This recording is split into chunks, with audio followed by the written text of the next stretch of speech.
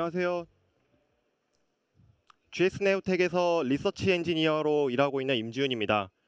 제가 오늘 여러분들에게 드릴 내용이 꽤 많아서 제 평소 말하기 속도보다 조금 더 빠른 속도로 말할 수 있다는 점 양해 부탁드리며 바로 발표 시작하도록 하겠습니다. 제 소개를 조금 더 드리겠습니다. 저는 2022년부터 AWS 앰버서더, 또 2023년부터는 AWS 커뮤니티 빌더로 활동하면서 AWS 데브랩 활동을 꾸준히 해오고 있습니다. 그리고 올해 초에는 아마존 베드락으로 시작하는 실전 생성형 AI 개발이라는 책을 공동 집필하면서 아마존 베드락 저변 확장에도 기여하고 있습니다. 목차는 다음과 같으며 아마존 베드락 모델 디스틸레이션의 개념부터 예시까지 자세히 다룰 예정입니다. 먼저 아마존 베드락 모델 디스틸레이션인지 무엇인지 알아보도록 하겠습니다. 모델 디스틸레이션이란 더 크고 지능적인 교사 모델의 지식을 작고 빠른 학생 모델로 전달하는 과정입니다. 특정 사용 사례에서 학생 모델이 교사 모델만큼의 성능을 발휘할 수 있도록 하죠. 이를 통해 추론 속도는 향상이 되고 비용은 절감되며 또 효율적으로 리소스를 활용할 수 있습니다. 아마존 모델 디스틸레이션의 전체적인 워크플로우를 조금 더 자세하게 한번 확인해 보도록 하겠습니다. 베드락 모델 디스틸레이션은 크게 두 가지 단계가 있습니다. 첫 번째는 교사 모델을 호출해서 트레이닝 데이터셋을 만드는 것입니다. 이 만들어진 트레이닝 데이터셋은 학생 모델을 훈련시키는 데 사용됩니다. 두 번째 단계로는 아까 만들어낸 트레이닝 데이터셋을 가지고 학생 모델을 미세 조정하여 증류 모델을 생성합니다.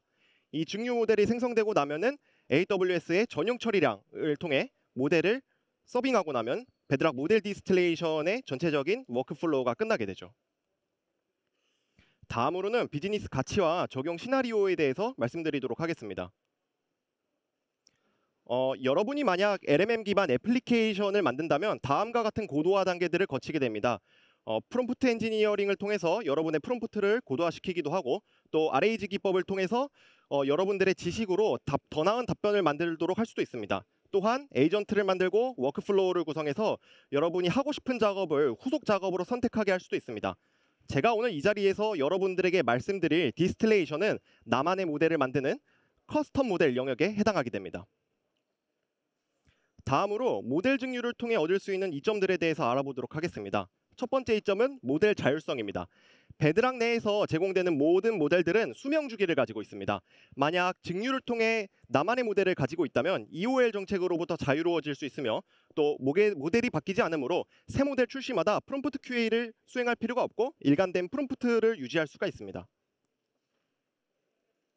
다음 이점으로는 모델 증류가 소형 모델을 활용하기 때문에 오는 이점인데요. 소형 모델을 활용함으로써 추론 속도가 개선되고, 또 호출량이 소형 모델의 프로비저닝 스루풋 비용보다 많을 경우에는 비용 효율성까지 챙길 수 있습니다. 모델 증류를 통해 성능 향상의 이점을 누릴 수도 있습니다. 아래 표는 특정 이미지에 대해서 라지 모델 소넷과 경량화된 모델 하이쿠 간의 이미지 캡셔닝 태스크에 대한 키워드 추출 목록입니다. 모델 증류를 통해 큰 모델의 정확한 분석 능력을 작은 모델에게 부여할 수도 있으며, 또 다음과 같은 오토라벨링 같은 특수한 상황 및 업무에 맞게 도메인 스페시픽한 태스크도 더 잘하게 할 수 있습니다. 그리고 모델의 크기가 작을 경우에는 수차례 호출이 있을 때 일관된 답변을 얻기 어려울 수도 있는데, 수차례 호출에도 일관된 답변을 출력하게 할 수도 있습니다. 모델 성능 향상의 다른 예시를 더 알아보도록 하겠습니다. 여러분이 만약 에이전틱 워크플로우를 구성했다면 다음과 같은 라우터 패턴을 적용해 보신 경험이 있으실 겁니다. 첫 번째 쿼리가 LMM 라우터로 전달이 되면 라우터는 후속 액션, 툴 또는 펑션을 선택하게 됩니다. 아무리 정교한 워크플로우를 구성해도 LMM 라우터가 잘못된 판단을 하면 좋은 결과를 장담하기가 어렵습니다. 이와 같은 경우에도 모델 증류를 통해 LMM 라우터의 성능을 높일 수가 있습니다. 또 다른 모델 증류의 예시들을 알려드리도록 하겠습니다. RAG를 통해서 내부 문서를 검색할 때 유사도 검색의 한계를 극복하기 위해서는 메타데이터 필터링이 필요합니다. 이를 위해서는 정확한 필터 키워드를 추출해야 하는데요. 쿼리로부터 사용하고자 하는 필터 키워드를 추출할 때도 모델 증류를 적극적으로 활용할 수가 있습니다.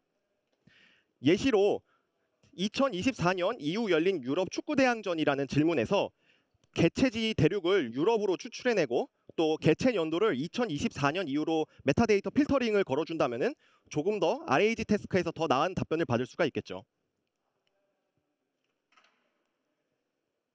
다음으로는 모델 증류에 대한 모든 것을 알아보도록 하겠습니다. 여러분들의 이해를 돕기 위해 도서, 티켓 및 굿즈를 판매하고 관련 정보를 제공하는 가상의 온라인 서점 GSN 문고 시나리오를 다음과 같이 만들어 보았습니다. 이 GSN 문고의 요구사항은 에이전트 성능 향상을 위한 라우터 모델의 증류입니다. 예를 들어서 고려시대 역사책을 찾는데 최영 장군에 대해 자세한 것을 알고 싶어 라고 했을 때는 사용자의 의도에 맞는 정확한 의도 분류, 즉 도서 검색이라는 의도 분류를 정확하게 포착을 해야 됩니다. 그리고 고도화된 RAG 검색을 위해서 카테고리는 역사, 또 키워드는 고려시대, 최영 장군 등과 같은 메타데이터 필터링 옵션을 추출할 수 있어야 됩니다. 요구사항을 들었다면 이제 무엇을 증류해야 될 것인지 다음과 같은 목표들을 설정해 보겠습니다. 검색, 정보, 추천 등의 후속 작업들을 선택할 수 있도록 라우팅 대상을 설정하는 것, 또 방대한 정보의 특정 기간 데이터에 접근성이 향상될 수 있도록 필터 설정을 위한 필터 키워드 추출, 두 가지 목표를 설계해 보았습니다. 목표를 설계한 이후에는 앞서 설계한 두 가지 목표를 이루기 위해 라우터 모델의 프롬프트를 한번 작성해 보았습니다. 의도 분류와 키워드 추출을 하기 위한 지시와 이들을 퓨전 예제를 통해 제이슨 아웃풋 형태로 결과를 만들어내도록 지시한 프롬프트입니다. 이어서 증류를 위한 모델을 결정하고 저는 여기서 교사 모델로는 노바 프로, 학생 모델로는 노바 마이크로를 선택했습니다. 이어서 추론에 사용할 데이터를 생성했습니다. 가상의 시나리오이므로 합성 데이터 1000개를 오른쪽과 같은 고려 요소들을 고려해서 사용했습니다. 다만 여기서 중요한 점은 아무리 정교한 합성 데이터를 만들더라도 여러분들의 실제 사용자 데이터가 더 중요하다는 점을 유념하시며 다음 장으로 넘어가도록 하겠습니다. 베드락 모델 디스틸레이션에서는 트레이닝 데이터셋을 준비할 수 있는 두 가지 방법을 제시를 합니다. 그중 한 가지 방법은 호출 로그를 통한 증류입니다. 별도의 데이터셋을 준비할 필요 없이 모델을 호출할 때 메타데이터를 부여하고 메타데이터가 부여된 호출 로그만 증류에 활용하는 방식입니다. 여기 왼쪽 하단에 나와 있다시피 저는 키값 이벤트 서밋, 그다음에 밸류값의 서밋솔, 또 키값 이벤트의 유스 케이스, 또 밸류값의 북스토어를 선택해서 메타데이터 문자열을 추가해 주었습니다. 그리고 또 이런 메타데이터 문자열을 부울 연산자 and, or, and not으로 필터링할 수가 있고요. 이 호출 로그 방식 같은 경우에는 한 번 더 두 가지 옵션을 제공을 합니다. 하나는 프롬프트만 제공하는 것입니다. 만약에 프롬프트만 제공하게 되면 베드락의 독자적인 합성 데이터 생성 기술로 데이터 합성을 통해서 응답을 만들어냅니다. 이런 방법이 하나가 있고요. 또 하나는 다음과 같이 메타데이터 호출 로그를 다 걸어둔 다음에 프롬프트 리스폰스 쌍을 실제 호출 로그를 활용해가지고 증류를 할 수도 있죠. 다른 한 가지 방법은 자체적으로 프롬프트 응답이 담긴 JSON L 파일을 직접 만드는 것입니다. 저는 이 두 번째 방법을 통해서 증류 데이터셋을 만들었습니다. 일단 프롬프트 리스폰스 쌍을 최소 100개에서 15,000개 이내로 준비해 주고요. 데이터셋은 최대 1GB 이내로 구성할 수가 있습니다. 구성하는 방법은 왼쪽에 나와 있다시피 시스템 프롬프트를 작성하고 메시지 API 포맷의 형태에 맞추어서 JSON L을 만들어 주시면 됩니다. 훈련용 데이터셋을 생성할 때 이게 자기가 자체적으로 응답 데이터셋을 만드는 거기 때문에 맞춤형 구성이 가능하다는 장점이 있고 모델에 따라서 싱글턴 혹은 멀티턴으로 증류 데이터셋을 만들 수가 있습니다. 증류 데이터셋을 만든다면은 이제 레이블링된 은닥산 데이터를 만들 때 비용 및 추론 시간을 절약할 수 있는 두 가지 방법이 있습니다. 반복되는 지시에 대하여 프롬프트 캐싱을 도입할 수가 있고요. 또 수백 개 이상의 데이터셋을 구성할 때 배치 추론을 통해 온디맨드 추론 가격 대비 50% 더 저렴하게 데이터셋을 생성할 수도 있습니다. 데이터셋이 생성된 이후에는 정말 제대로 잘 생성되었는지 출력값을 검증해 봐야 되는데요. JSON XML 형식을 준수하는지를 확인해보고 또 필드가 누락되는 건 없는지 또 형식을 준수하는지 한 번 더 확인해서 구조화된 출력을 검증하도록 합니다. 이 자체적으로 구조화된 출력을 검증한 이후에는 AWS 샘블즈 GitHub에서 데이터셋 밸리데이션 for 모델 디스틸레이션이라는 파이썬 스크립트를 제공합니다. 이 스크립트를 통해서 여러분의 훈련 데이터 세트가 정말 베드락 모델 디스틸레이션을 활용했을 때 문법적인 문제는 없는지 스크립트를 통해 검증하는 것이고요. 여기 위에 나온 명령을 통해 검증했을 때 다음과 같이 밸리데이션 컴필레이션이라는 문자열이 뜨면은 실제 모델 증류를 할 때 문제가 생기지 않는 모델 훈련 데이터셋이라는 뜻입니다. 다음으로는 AWS 콘솔상에서 모델 증류를 직접 진행합니다. 이 중에서 제가 중요하게 생각하는 몇 가지 포인트만을 짚고 넘어가도록 하겠습니다. 첫 번째는 합성 데이터를 만들어내는 부분입니다. 여기서 맥스 리스폰스 랭스라고 해가지고 만약에 합성 데이터셋을 만들 때 아웃풋 길이를 조정할 수가 있습니다. 이를 통해서 조금 더 비용 효율적으로 합성 데이터를 만드는 데 접근할 수가 있고요. 저는 사전에 그 데이터셋을 만들고 S3에 올려놨기 때문에 그 S3 로케이션에 다이렉트로 접근하는 첫 번째 옵션을 택했습니다. 만약에 호출 로그를 활용한 증류를 선택하면 옆에 있는 오른쪽에 있는 호출 로그를 활용해서 증류를 해야겠죠. 그리고 증류 작업이 끝나고 나면은 증류 작업에 대한 결과가 나옵니다. 근데 여기서 중요한 거는 바로 제일 밑에 하단 부분에 있는 매트릭 데이터입니다. 아웃풋 매트릭 데이터의 CSV 파일을 열어봐서 제대로 훈련이 되어 있는지 확인해 봐야 됩니다. 트레이닝 로스 값 등을 확인해서 여러분의 증류 모델이 제대로 증류가 되었는지 확인해 보실 수가 있습니다. 증류가 제대로 끝나게 됐다면 이렇게 사용자 지정 모델에 내가 만든 모델이 위치하게 됩니다. 여기 오른쪽 우상단에 프로비저닝 처리량을 구매를 해가지고 약정 기간을 선택하고 모델 단위를 선택하고 서빙을 했을 때 최종적으로 나의 증류된 모델을 활용할 수가 있습니다. 다음으로는 증류가 끝난 모델을 평가하는 방법에 대해서 소개해드리도록 하겠습니다. 증류를 통해 만든 모델이 일반적인 성능을 평가하는 것이 아니라 앞선 사례와 같이 특정 태스크에서 잘 증류가 되었는지 확인하기 위해서는 특정 태스크에 맞는 평가가 이루어져야 됩니다. 저는 이를 평가하기 위해 다음과 같은 평가 기준을 만들었는데요. 예를 들어서 아이들과 주말에 할 수 있는 재미있는 활동 소개하는 책이 있을까? 라는 질문에 대하여 원본 모델은 도서 검색과 추천 이렇게 그 라우팅 자체를 혼란스러워합니다. 그러나 증류된 모델은 정확하게 도서 검색이라는 의도 분류를 하고 또 육아라는 카테고리를 추가적으로 포착을 합니다. 교사 모델 역시 제대로 포착을 하죠. 키워드는 조금 다르지만 라우팅 모델의 성능을 평가하기 위해서는 이런 라우팅의 결과와 추출 키워드를 직접 비교해 줘야 됩니다. 이를 비교한 것이 다음과 같은 성능 평가 분석표입니다. 실험 환경은 학습 데이터로 증류 데이터셋 1000개를 활용했고요. 또 평가 데이터로는 학습에 사용되지 않은 별도의 200개 테스트의 데이터셋을 더 만들었습니다. 근데 여기서 중요한 점은 기본적으로 언어 모델은 확률에 의거해서 답변을 내놓기 때문에 그때그때마다 답변이 다릅니다. 그래서 노바 프로의 변동성을 확인해 봐야 되는데요. 저는 노바 프로를 3회 정도 호출해가지고 변동성을 분석해 보았습니다.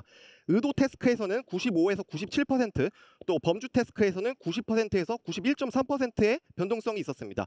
이 변동성을 근거로 이 변동성과 가까워졌을 때 증류된 모델 노바 마이크로가 노바 프로와 비슷해졌다는 것을 확인할 수가 있겠죠.